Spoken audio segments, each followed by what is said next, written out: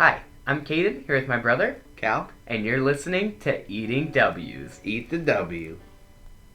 That's a W. Let's eat one. Let's eat one. That's a W. So, on today's episode of Eating W's, we have our weekly recap of the not-so-super Wildcard weekend. Not exactly. 6 games with only one upset, or at least a lower seed winning, and only 2 of them being relatively close games at all. Mm-hmm. I don't know how exactly you call that super Wildcard weekend, but I mean, some teams...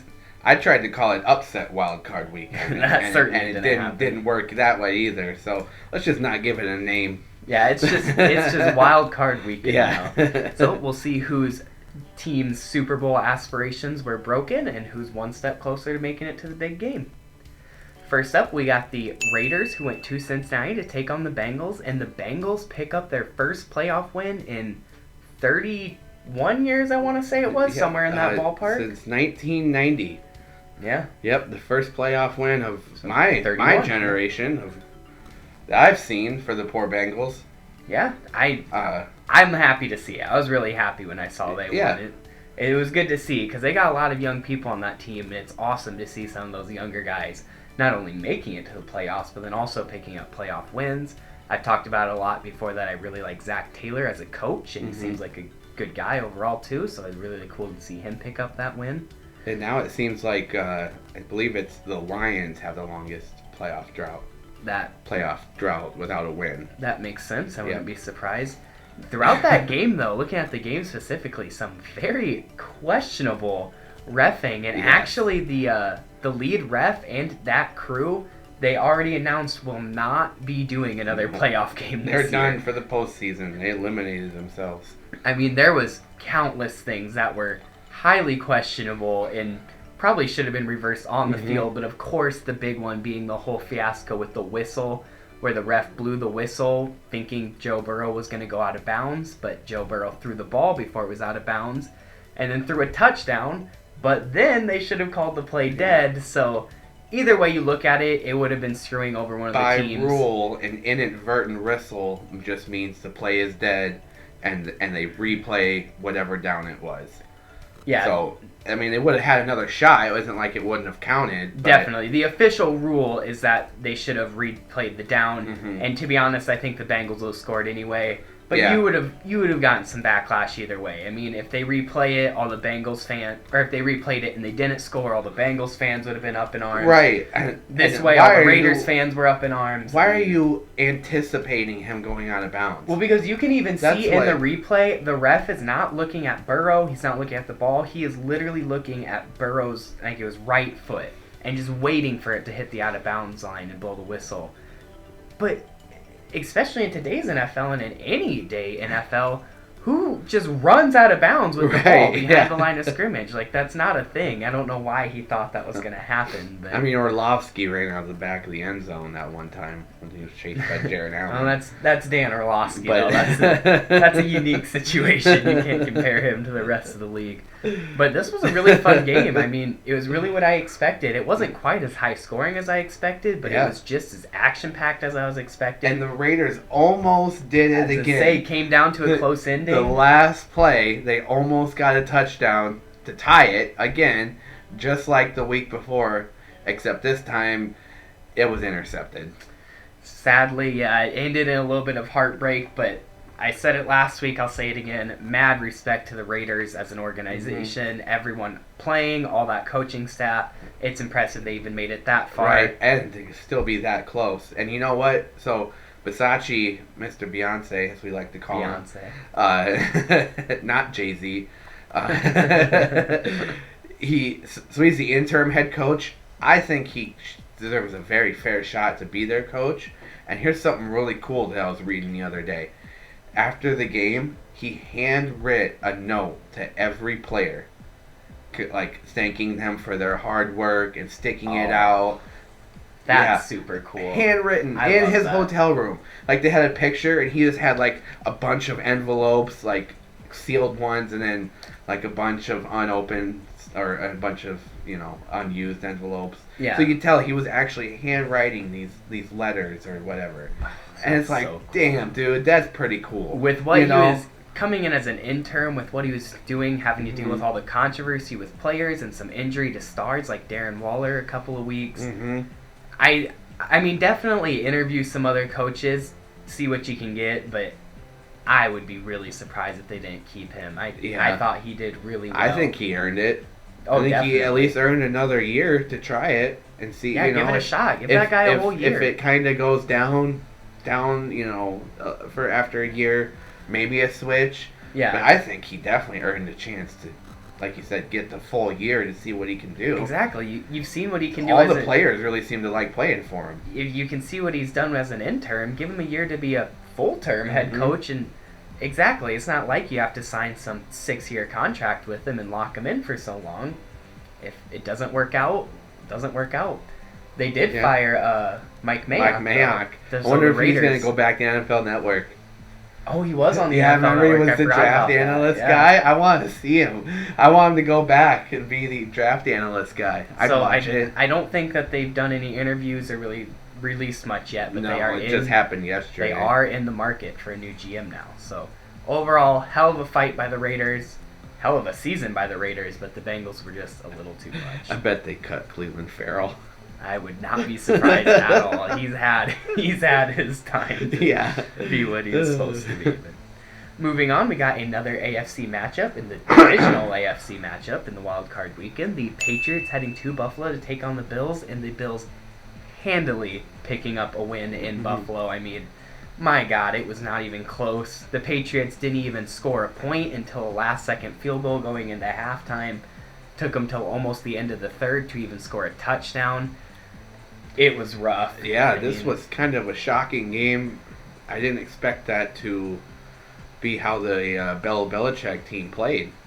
I wasn't 100% sure they were going to win. I thought they were going to win, but I really didn't think it was going to look like that. No. That was one of the worst coached Belichick games I've ever seen. Well, I mean, I got some notes. If you see me keep looking down, I got some notes right here. But I saw multiple drops, multiple blown coverages, and just all those other small mistakes. You can have the best coach in the league, which I'd say Belichick probably is for now, but coaching can't do anything about bad play and mental errors. I mean, there's just Belichick couldn't have done anything short of putting a helmet on and getting on the field to fix that kind of stuff. So. And Mac Jones kind of came back down to earth. The Bills' defense was just too much for Mac Jones. I mean, if he wasn't getting 6 guys sent at him and automatic pressure, he was dropping back and having time, but then taking coverage sacks because the Bills' secondary was just shutting down that half-half receiving core. Mac Jones, of course, didn't play well stat-wise, and I don't think he necessarily played bad, but the poor guy just could not do anything, and it's not even just his fault. So no, he couldn't, and that's what happened. You got a rookie quarterback. We kind of expected it a little bit, but then we're also knew about Belichick. So it's like, well, maybe he's got the magic in there, and it just, I don't know. I'm still kind of just surprised by the whole getting blown out that much. Yeah. By that defense that used to play so well. I mean, to allow all those points, that was just not a Belichick-type game. Yeah, we got to see I don't know, whatever you want to call it, a get-right game, a return to form, however you want to say it, for the Bills' offense. They looked like what the Bills' offense should have been. I mean, they even had a running game for once. They scored a touchdown on 7 straight possessions. You just can't win a game if so your defense the last allows time that happened, get Patriots. this comes full circle. The last time that happened was in 2015 when the Patriots scored 7 straight times against the Buffalo Bills. Damn. So, and this was the regular season game. So this came back full circle in the playoffs, where the Bills were the next team to score 7 straight times against the New England Patriots this time. Damn, they picked a good game to come out and do it, wild card weekend. But yeah, it was good to see that offense. Josh Allen looked good throwing the ball, and then Devin Singletary with 80 yards and 2 touchdowns, multiple runs over 10 yards. The Bills rediscover their running game. Look out. Because that's scary. That was one of their main issues of their struggles throughout the regular season, was that without a pure running game, Josh Allen running around like he's Lamar Jackson doesn't count. Yeah. But a pure running game, and that team becomes just all the more dangerous. I was going to say, I'm pretty sure it's the first time I've seen a player on the Bills roster or player not named Josh Allen, that I've seen get 2 10-plus yards run in a single game. I mean, 2 rushing touchdowns. 2 rushing touchdowns. It was just good to see for the Bills. So you'll have to keep an eye on them now. They made me a tad nervous, especially going into the divisional round, if they couldn't get their stuff together. But hell, they really have seemed to. So Belichick should have just ran it 50 times. He had the formula. I don't know why he didn't go back to it. Kind of. I mean, they played 3 times, and the only 2 times they lost, they didn't run it 50 times. So I don't see any coincidence. I don't know. Just saying. Maybe he had it. Maybe he had the right answer there. But the Bills move on. Next up, we got our first NFC matchup. We got the Eagles, who went to Tampa Bay to take on the Bucs. And again, a team handily wins with the Buccaneers picking up a win in their home stadium. The Eagles very much proved that they were not actually a playoff team. I mean, they came in on an easy strength of schedule. I thought they might pick up a win just because the Bucs were so beat up, but they really showed that once that they faced a good defense, their offense was not up to par. They're one of those teams that can beat the lower tier teams, but not quite ready to step up to the big leagues and take on those top tier teams. But hey, not only did they get to the playoffs though, which is a cool bonus for them. They have 3 first-round picks. That's big. So that's crazy to go into win the playoffs or get into the playoffs, and then still have 3 first-round picks. Well, because I mean, other than the fact that they're just young and inexperienced and have a first-year head coach, that's not a bad team. If you look at that roster on paper, that's a good-ass team. So they can shore up that that offensive line rather a little bit, and maybe even work on that defensive line and defense in general a little bit with those 3 first-round picks and all their other picks this offseason. That might be a scary team next year. The NFC East is going to go... Depends how they use the draft, yeah. The NFC East is going to go from a laughingstock to a pretty damn good division really quick here, it's looking like. At least 2 of the teams. Even when they're one of the top teams, we'll talk about later, they'll still find a way to be a laughingstock.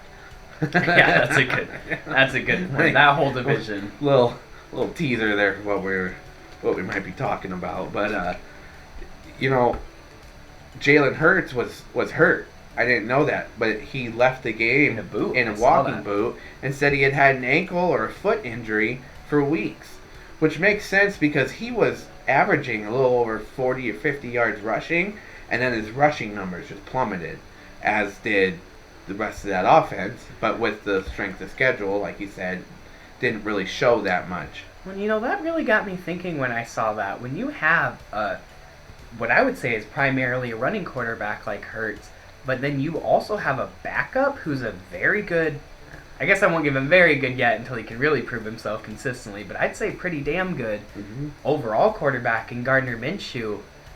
Why don't you put Minshew in there and let him see what he can do? Why did he... Even if you start Hurts and see how it goes, I mean, at halftime when they were down 17 or 20 points at halftime.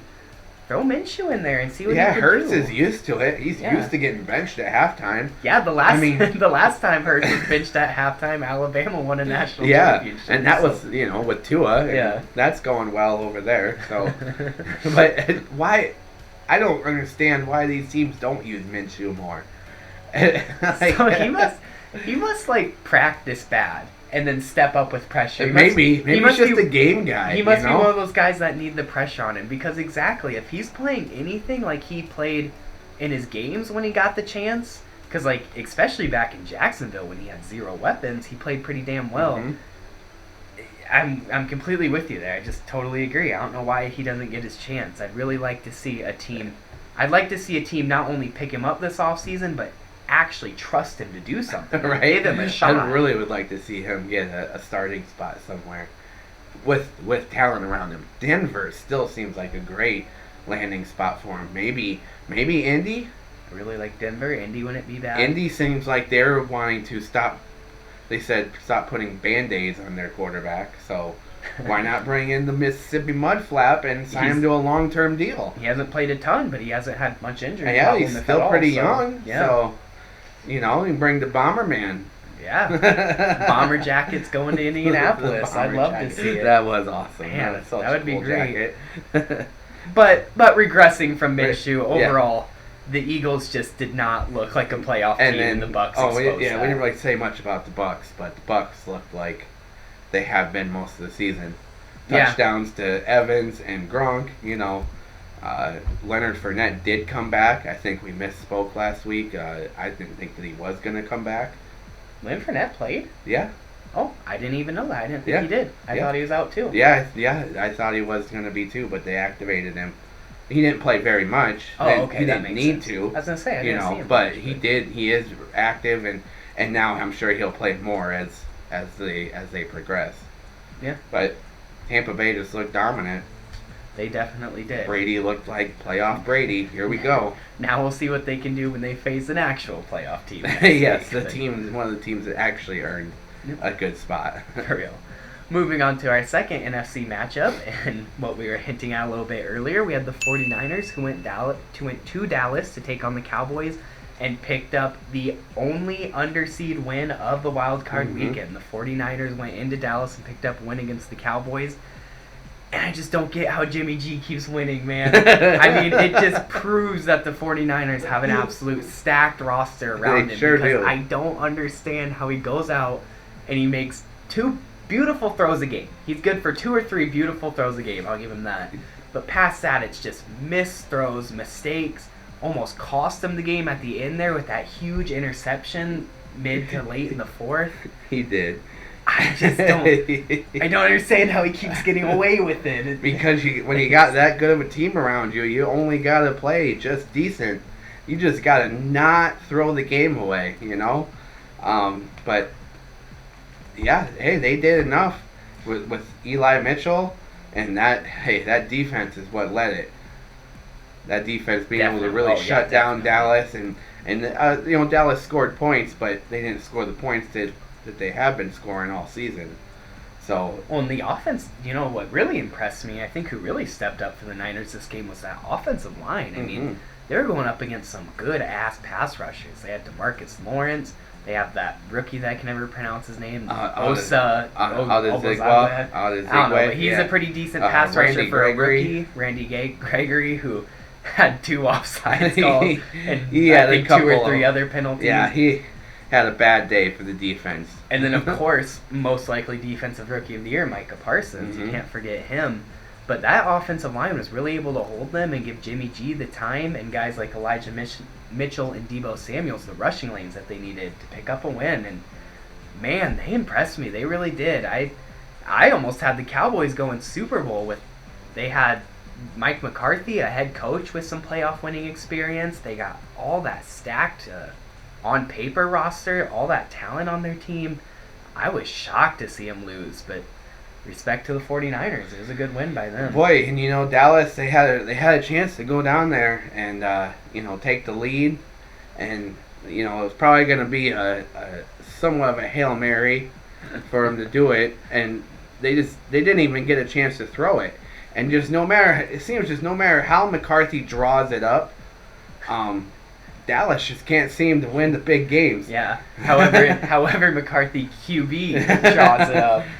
That'll lead us right into our head slap of the week. It sure Mike does. McCarthy giving Dak Prescott a QB draw with 10 seconds left. It was 14, but so the head slap isn't just for McCarthy, it's also for Dak for taking that QB draw, and instead of taking his 5 or 6 and then sliding and getting the spike off, runs for between 15 and 20 yards, I think it was. Yeah, they would have been at the 25, 20-yard line then. And it's you don't need to be that close for the Hail Mary. I don't know if he thought he was just going to run it in himself and be the hero. He thought he was going to go all Shane Falco against San Diego, in the replacements. I know, he thought he was just going to take a quick 50-yard QB touchdown run up the middle to win the game. I don't know what they were going for, and then it was hilarious to watch the way it ended because Dak slides down, gets touched, and hands the ball to his center instead of the ref to set the play. So then the ref comes up and practically trucks the center trying to grab the ball. And then the body checks him like it's Exactly. a hockey game. And then it's so funny. The center is set and has the ball. So the ref kind of runs into him, grabs the ball out of his hands. moves it back between the center leg, and the center stands up and takes a step back. And then the ref grabs the ball and moves it back up to where well, it that's was. the thing is they have to touch it and move it. They have to move the ball forward to where it is. So he had to put it back and move it up because, well, one, I'm not even sure. They must have communication of where to set it. I'd imagine, because yeah. with all that running, they must have known. Okay, it's got to go at the 26 or wherever it was. Just guessing. I would hope they do. Yeah, I mean, so but still, he's got to take it and put the ball down there and set it. That's why they always say give the ball to the ref. This isn't playground football. You can't just set the ball down and go. Yeah. I mean, you got to let the refs check the ball and. So, I mean, just a mental error on their point. If they give if that gets up and runs the ball to the ref, I think they get a chance. I think they got 1 second. I would be close, but I think they just by inches, because of the fact that yeah. the ref had to grab the ball, set it, find out where to set it, and you can tell it took that extra time. Whereas he just gets up, throws it to him, or runs it, because he's the quarterback, so he could run it to the ref, run back up, everybody should know to be set. Yeah, have their line It set. shouldn't need Dak to be set to get everyone set. I mean, yeah, you shouldn't have called that play to begin with. You can look at a bunch of different things. You can blame Dak, you can blame McCarthy, you can blame the refs a little bit even, but overall, like Calvin just said, just shouldn't have been played. Don't make that play call. If you want to throw something in the middle of the field, even I could see, but to do a running play like that, and then that's why you lost. Finally, for this game, speaking of throwing something into the middle of the field, the Cowboys fans were throwing garbage at their own players as they left the stadium. And if that doesn't sum up Cowboys fans, I don't know what does. They get these huge expectations in their head like they're living in the 1970s and 80s, and then are so mad when their team can't step up. And when Dak was in his post-game interview, somebody said, first he was like, yeah, that's disrespectful, all that. He was kind of dogging on him. And then somebody said, well, it looked like they were throwing them at the refs. And Dak goes, well, I'm with them for that. Or something like that. But it's like his tone just totally changed. And they're like, well, they were throwing it at the refs. He was like, oh, yeah. All right. Like, oh, that's nice. Yeah, it's like, well, I think they were throwing them at both again. But that was a fun game to watch. That was a great fun game. one. That might have been the most fun one of the weekend. Definitely. And sadly, that will be the last close one we talk about this episode, because the next two are about to be blowouts, leading us straight into the Steelers at the Chiefs, where the Chiefs just absolutely destroyed the Steelers. And my God, do the Chiefs not practice during the week? I don't because think they so. come out so slow, and then it looks like it takes them a whole quarter to even realize the team they're playing, let alone their game plan. But then once they do, it's over. I mean, at the end of the first quarter in that game, 0-0. No scores at the end of the first quarter. Looks like the Steelers are actually giving them a run for their money. Chiefs dropped 21 points in the second quarter alone, including a last-second touchdown going into half. And then follow up in the third quarter by dropping another 14. Yeah, their first 4 drives consisted of punts, an interception, and a fumble return touchdown. And then they scored 6 straight touchdowns. Like, wow. What? Like you said, they don't. I don't think they practice during the week. They use the first quarter as practice to get revved up. And then after that, they're ready to go. It's unlike anything I've ever seen. I have not seen a game get away from a team that fast.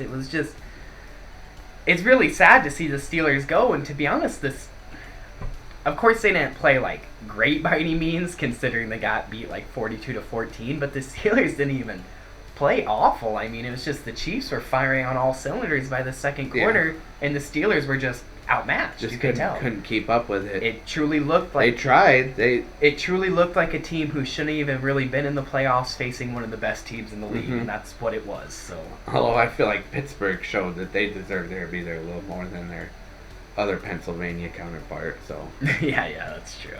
That's a good point. So, moving on to our final game for this. Yeah, not a lot about that game. Well, because there wasn't much about it. I will say though, one quick shout out to Big Ben, who it's likely done for him. And hey, I think I said it a little bit last week, but hell of a Hall of Fame career for him. First ballot Hall of Famer. Definitely. 2-time Super Bowl champion. 3-time appearance, yeah. So, heck of a career to him. Sounds like he's going to retire. Not official yet. I can't see him in any other kind of uniform, so that would just almost be heartbreaking to see him in like a Jets uniform or some shit like that. Yeah. I think that if he's done, if he doesn't want to play anymore, he should just go off into the sunset with the Pittsburgh jersey. Exactly. I mean this in like a nice way, a good way, but I really hope he retires because I know it kind of sucks going back-to-back seasons with a wild card out, a one and done in the playoffs, but even making it to the playoffs back-to-back season, considering that he's not what he used to be, is still pretty good. And it was such a wild way for them to get in. Yeah. I mean, it'll always be memorable. The near tie. I think this is as close to on top he's going to be able to go out. Unfortunately, at this point in his career, he's kind of deteriorated. I think, barring, I thought there could be that magical Jerome Bettis style run that they had a few years ago. I guess longer than a few years, but towards the end of the first, I was thinking it might happen. I know. They were up 7-0. That defense was playing good. I was like, oh man. Were they up 7-0? They were up 7-0 because they got the fumble return touchdown first. I didn't know that. Yeah. That's really funny. So, hey, they looked like they had a chance, and then Chiefs just caught fire. Yeah, I didn't get to watch a ton of that game, but what I saw, it looked like domination. Yeah. So moving on to our final matchup, our final NFC matchup, and our final matchup overall of the Super Wildcard weekend. Super Wildcard upset weekend. Yeah. We had the Cardinals who went to LA to take on the Rams and looked like they shouldn't even been in the playoffs. Yeah. The Cardinals looked awful, and the Cardinals Rams looked like the Eagles. The Rams didn't look great either, but they didn't have to look great because the Cardinals looked so bad. Rams pick up a huge win at home to move on to the divisional round. I didn't get to see much of this game at all, but it looked like I just missed the freaking... I only watched the first half. The reviving of the greatest show on turf. Because that's how the score looked when I started watching in the Arizona looked so flat and unprepared that it was over at halftime. After halftime, I was like, well, I don't know what this final score will be, but Rams won. Exactly. There's no way that I knew Arizona was going to be able to come back. I didn't watch much of this game at all because I didn't get to watch any of the first half, and then by the time I turned it on halfway through the third, it was just already over, so I pretty much stopped watching. But I did look back at the stats, and I totally blew off the fact that Cam Akers was coming back. And I didn't know this, but Eric Weddle came back. Yeah, so that's really cool. Both of them came back. Weddle was pulled out of retirement because the Rams had like three defensive backs go down in week 18. Yeah. So, I mean, I picked the Cardinals to win this game in our pick'em. And I wasn't overly confident, but I thought they'd at least put up a fight. But if I would have known Weddle was coming back and having that kind of momentum more than anything, or motivation more than anything, and if I didn't realize and thought about that Akers was coming back, I probably would have picked the Rams. And I sure wish I would have, because they sure dominated them. One guy I really want to shout out is, of course, Matthew Stafford. I mean, they didn't ask him to do much, but for the fact that this was his first playoff appearance with a good team, his first playoff win. His first playoff win. He's been in the playoffs 3 times. Yeah, that's what I mean. But his first one where he wasn't pretty much single-handedly carrying or he wasn't the team, the star of the show. Or just throwing it to Calvin Johnson as his first appearance with that. But they didn't ask him to do a lot, but man, he really stepped up with what he had to do. I want to say it was 13 completions on 19 attempts for about 240-some yards and 2 touchdowns, and that's not a huge stat game, like a holy crap, look at that, but that's such an efficient game. That's really good to see. And then talk about the opposite, much better than Kyler.